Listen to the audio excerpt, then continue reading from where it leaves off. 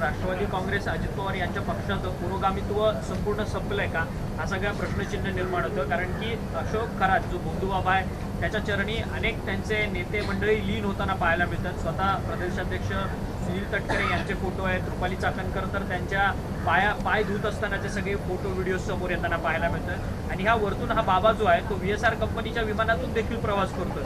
अर्थात या सगळ्याचं गौड बंगाल काय?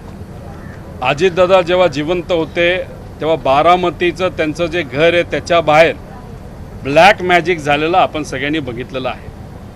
मुंबईमध्ये सुद्धा त्यांचं जे राहतं घर होतं देवगिरी बंगला त्याच्या बाहेर सुद्धा अशीच काळी जादू झालेली आपलं सगळ्यांना माहिती आहे. अजितदादांच्या पक्षामध्ये असे बरेच नेते आहेत ज्यांना करंगळीला कुठेतरी कापले, अंगठ्याला कापले, काय करतात त्यांनाच त्या ठिकाणी माहिती. आता काळी मॅजिकमध्ये कोण कोण त्या ठिकाणी अडकलेलं आहे, कोण असा प्रयत्न त्या ठिकाणी करत होतं की दादांची ताकद जावी आणि त्यांच्याकडे ती ताकद यावी, त्याच्या मागे काय हेतू होता. कारण का शेवटी ब्लॅक मॅजिक जेव्हा केली जाते त्याच्या मागे एक हेतू असतो.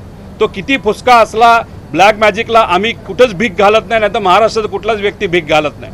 पण मग त्याच्यात हेतू काय, हेतू मनामध्ये ठेवून तुम्हाला श्रीमंत व्हायचे, तुम्हाला देशाचा पंतप्रधान व्हायचे, महाराष्ट्राचं मुख्यमंत्री व्हायचे, तुम्हाला असलेल्या अडचणी त्या ठिकाणी संपवाव्यात, नाहीतर पक्षामध्ये जे सर्वात मोठं पद आहे ते मला मिळावं, यासाठी त्यांच्या पक्षातून कुणी कुणी ब्लॅक मॅजिक केली.